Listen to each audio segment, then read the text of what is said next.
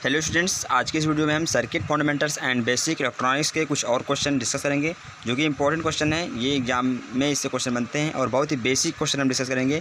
जो basic electronics question बहुत ही normal question आते हैं, थ्योरी पर बिल्कुल थ्योरी पर क्वेश्चन आते हैं और हल्का फुल्का फार्मूला पर भी क्वेश्चन पूछ लिया जाता है। तो आज की इस वीडियो में कुछ हम क्वेश्चन डिस्कस करेंगे। तो इससे पहले भी हमने कुछ क्वेश्चन डिस्कस किए हैं, क्वेश्चन नंबर 1 से लेकर 5 तक। अगर आपने उस वीडियो को नहीं देखे हैं तो उस वीडियो को लिंक आपको इस वीडियो को लास्ट में मिल जाएगा, तो आप वहां से उस वीडियो को देख सकते हैं। तो इस वीडियो में हम कुछ और क्वेश्चन देख लेते हैं। तो आप देख सकते हैं यहाँ पर हमारे पास क्वेश्चन है, क्वेश्चन नंबर 59 देख सकते हैं यहाँ पर है, the input impedance of a transistor is. Transistor में निवेशी प्रतिबाधा होती है। Option A high, option B low, option C infinite, option D none. तो इनपुट इम्पिडेंस जो ट्रांजिस्टर की वो हाई होता है। तो क्वेश्चन नंबर 59 का ऑप्शन ए इसका राइट आंसर हो जाएगा। शायद वो 10 ओम से लेकर वो 100 10 ओम से लेकर 1000 ओम के इक्वल होता है, मतलब हाई होता है इम्पिडेंस। तो क्वेश्चन नंबर 59 का ऑप्शन ए इसका राइट आंसर हो जाएगा। और बाईपोलर में तो मेगा ओम में होता है बाईपोलर ट्रांजिस्टर में। तो क्वेश्चन नंबर 59 का ऑप्शन ए इसका हो जाएगा हाई। ट्रांजिस्टर में निवेशी प्रतिबाधा होती है वो हाई होता है या फिर उच्च होता है। अब देखते हैं नेक्स्ट क्वेश्चन, क्वेश्चन नंबर 60 है, in NPN transistor current flow from. NPN transistor में धारा का प्रवाह होता है। ऑप्शन ए आधार से उत्सर्जक, ऑप्शन बी उत्सर्जक से आधार, ऑप्शन सी संग्राहक से आधार और ऑप्शन डी है आधार से उत्सर्जक। अगर आपने भी ट्रांजिस्टर बनाया होगा क्लास 12 में भी आप इसको पढ़े होंगे, जिसे हम ट्रांजिस्टर बनाते हैं, एक एनपीएन ट्रांजिस्टर बनाते हैं। यहाँ पर एनपीएन, तो यहाँ एन पे इलेक्ट्रॉन होते हैं तो हम इलेक्ट्रॉन लिख देंगे, इलेक्ट्रॉन होते हैं, इलेक्ट्रॉन और पी में होते हैं कोटर को हम होल कहते हैं। तो होल या कोटर ऐसे बनाते हैं। यहाँ पर सारे ही इलेक्ट्रॉन होते हैं, यहाँ पर कोटर नहीं होता, इलेक्ट्रॉन होते हैं। और यहाँ पर भी एन है, यहाँ पर भी इलेक्ट्रॉन सारे ही भरे होते हैं। तो यहाँ पर जो करंट का जो डायरेक्शन है, जिसको हम बैटरी से जोड़ देते हैं, यहाँ पर बैटरी से जोड़ने के बाद इसमें हम, तो ये इलेक्ट्रॉन जो है वो इलेक्ट्रॉन यहाँ पर माइनस है, यहाँ पर बैटरी की हम प्लस चार्ज जोड़ेंगे तो ये आकर्षित करेंगे तो इलेक्ट्रॉन यहाँ से आएगा और फिर यहाँ पर धारा बहने लगती है, यहाँ पर आई और यहाँ पे जो करंट फ्लो होती है वो IC।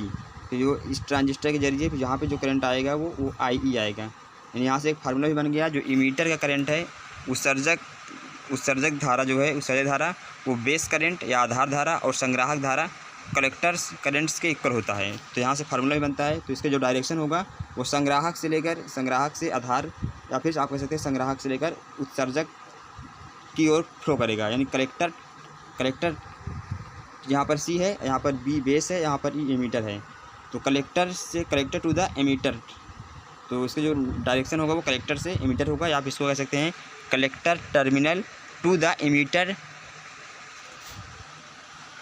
टर्मिनल। तो क्वेश्चन नंबर इसका ऑप्शन देख लेते हैं। तो ऑप्शन क्या है, तो ऑप्शन देख सकते हैं यहाँ पर है base to emitter, emitter to base, collector to base, base to collector. Exam में कभी कभी ऐसे भी क्वेश्चन पूछ जाते हैं, इसका जो प्रतीक चित्र है वो कैसे बनेगा, यानी धारा जो फ्लो कर रहा है एनपीएन ट्रांजिस्टर में या फिर पीएनपी ट्रांजिस्टर में, उसका आपसे पूछ लेगा चित्र कैसे बनता है, हम आपको ये भी बता देते हैं। तो इसका जो डायग्राम है वो ऐसे बनता है, देख सकते हैं यहाँ पर है, ये यहाँ पर बेस है या इसको कह सकते हैं बेस टर्मिनल, और यहाँ पर है कलेक्टर टर्मिनल, इसको हम सी से लिख देते हैं कलेक्टर को। यहाँ पर है इमीटर, तो आप इसको इमीटर कह सकते हैं, इमीटर कलेक्टर बेस। इसका जो डायरेक्शन है वो ऐसे होगा, यानी सी जो है वो संग्राहक से उत्सर्जक तरफ धारा बहेगा, तो संग्राहक से उत्सर्जक तरफ, तो जैसे हो गया सी करंट, इसको लिख सकते हैं हम संग्राहक करंट IC, और ये फ्लो करेगा IB। यहाँ दोनों ही ऐड होके यहाँ पर आ जाएगा IE। यहाँ पर जो फार्मूला हो जाएगा IE इक्वल टू हो जाएगा IC प्लस IB। तो इस फार्मूले पर भी आपसे क्वेश्चन एग्जाम में पूछे जा सकते हैं। यहाँ पे आपको संग्राहक धारा, आधार धारा की वैल्यू कुछ भी दे देगा और आपसे उत्सर्जक धारा का मान पूछ लेगा, या फिर उत्सर्जक धारा की वैल्यू आपको मिल जाएगी और कलेक्टर मिल जाएगा और आपसे पूछ लेगा आधार धारा या फिर बेस करंट। ये फार्मूला इंपॉर्टेंट है, ये आपको फार्मूला पता होना चाहिए, IE equal to IC plus IB। और ये फार्मूला PNP ट्रांजिस्टर और NPN ट्रांजिस्टर दोनों के लिए ही वैलिड है, दोनों के लिए ये फार्मूला सेम ही है फार्मूला। तो इस क्वेश्चन का आप देख सकते हैं ऑप्शन भी मैच कर लेते हैं। तो इसका ऑप्शन है base to emitter, option B है एमीटर टू बेस। तो उत्सर्जक से आधार तरफ तो हो ही नहीं सकता, तो ऑप्शन बी इसका रॉन्ग है। और ऑप्शन डी दे सकते हैं फिर बेस टू कलेक्टर, आधार से संग्राहक, ये भी आंसर गलत है। अब ऑप्शन ए और सी में हमको मैच करना है आधार से उत्सर्जक, और ऑप्शन सी क्या है संग्राहक से आधार। तो आप इसको संग्राहक से आधार भी कह सकते हैं, ये संग्राहक से आधार तरफ बहता हुआ और ये उत्सर्जक तरफ आ जाएगा। तो इसका आप आंसर मैच कर सकते हैं। अब देखते हैं नेक्स्ट क्वेश्चन। क्वेश्चन नंबर 61 देख सकते हैं यहाँ पर है, conduction of current in NPN transistor is due to. NPN transistor में वैद्युत चालन होता है, तो NPN ट्रांजिस्टर में जो वैद्युत चालन होता है वो इलेक्ट्रॉन के कारण होता है, और PNP ट्रांजिस्टर में होल्स के कारण या फिर कोटर के कारण होता है वैद्युत चालन या फिर करंट फ्लो। तो यहाँ पर देख सकते हैं यहाँ पर conduction of current in NPN transistor is due to, तो इसका आंसर होगा इलेक्ट्रॉन्स। क्वेश्चन नंबर 61 का ऑप्शन 20 का राइट आंसर हो जाएगा। अगर यही क्वेश्चन आपसे पूछता है, सिर्फ यहाँ पर ट्रांजिस्टर चेंज कर देता है, NPN के स्थान पर अगर PNP दे देता है, तो वहाँ यहाँ पर आंसर हो जाता है फर्स्ट कोटर, क्योंकि PNP ट्रांजिस्टर में जो वैद्युत चालन होता है वो कोटर के द्वारा होता है, और NPN ट्रांजिस्टर में इलेक्ट्रॉन के द्वारा होता है। तो हम आपको एक डायग्राम ही दिखा देते हैं। जैसे ये ट्रांजिस्टर मैंने बना लिया है, PNP का बना लिया है, तो यहाँ P में कोटर रहते हैं, कोटर कोटर कोटर कोटर कोटर, और यहाँ पर N में इलेक्ट्रॉन इलेक्ट्रॉन इलेक्ट्रॉन, और P में फिर कोटर कोटर कोटर। यहाँ पर कोटर की अधिक संख्या है, और जहाँ पर जो करंट फ्लो होगा वो कोटर के ही कारण होगा। यहाँ पे हम बैटरी से ऐड कर देंगे, इसको बैटरी से ऐड कर देते हैं। यहाँ पे कोटर प्लस है, तो यहाँ पर बैटरी के माइनस सिरे से जोड़ेंगे इसको, तभी ये आकर्षित करते कोटर को यहाँ पर आकर्षित करेगा बैटरी, और यहाँ से कोटर यहाँ पर आने लगेंगे। और यहाँ पे जो फिर इलेक्ट्रॉन है ये भी यहाँ के इलेक्ट्रॉन 99% यहाँ पे आ जाएंगे। तो ऐसे यहाँ पर जो वैद्युत चालन है। क्वेश्चन नंबर 61 का ऑप्शन 20 का राइट आंसर था इलेक्ट्रॉन्स। आई होप ये क्वेश्चन आपको समझ में आया होगा। अब देखते हैं नेक्स्ट क्वेश्चन। अगला क्वेश्चन नंबर 62 है, in a transistor circuit the emitter current is 1 milli ampere and collector current is 0.9 milli ampere then.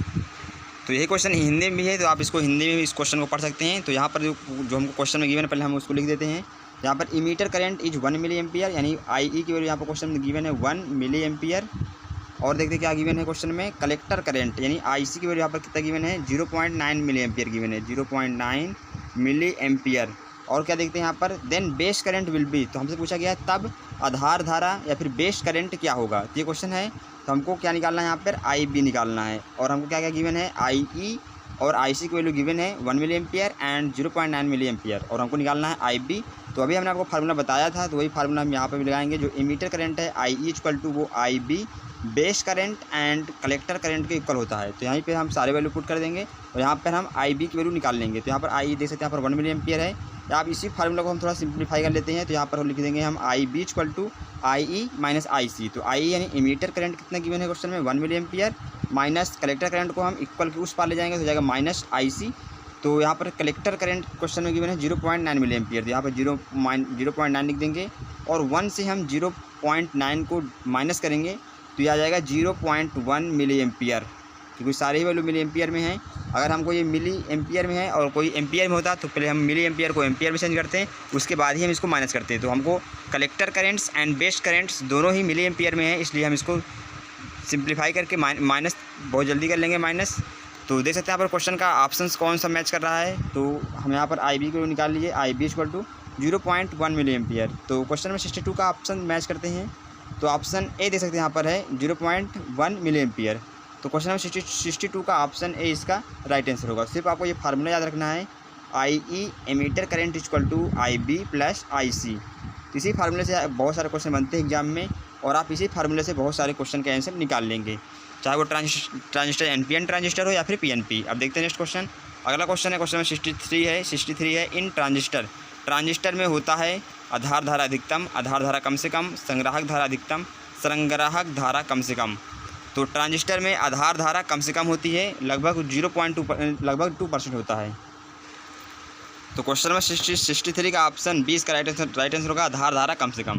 तो क्वेश्चन नंबर 63 का ऑप्शन 20 का राइट आंसर है। तो इस वीडियो में दोस्तों इतना ही, हमने कुछ क्वेश्चन डिस्कस किए हैं। आई होप सारे क्वेश्चन आपको समझ में आए होंगे। इसके नेक्स्ट वीडियो में हम कुछ और क्वेश्चन डिस्कस करेंगे, जो कि इंपॉर्टेंट क्वेश्चन हम डिस्कस करने वाले हैं। अगर आपका भी एग्जाम 2022 में है तो आप सभी के लिए काफ़ी हेल्पफुल होगा। तो आप चैनल को सब्सक्राइब जरूर कर लीजिए और बेल आइकन भी जरूर प्रेस कर दें, ताकि जब भी हम न्यू वीडियो लेके आएँ सबसे पहले उसका नोटिफिकेशन आपको मिल पाए और आप सबसे पहले वीडियो देख पाएँ। तो इस वीडियो में इतना ही, मिलेंगे आपसे नेक्स्ट वीडियो में। इसके आगे क्वेश्चन हम डिस्कस करेंगे, या फिर इसके पीछे भी जो इतने क्वेश्चन छूटे हुए हैं उसको भी हम डिस्कस कर सकते हैं।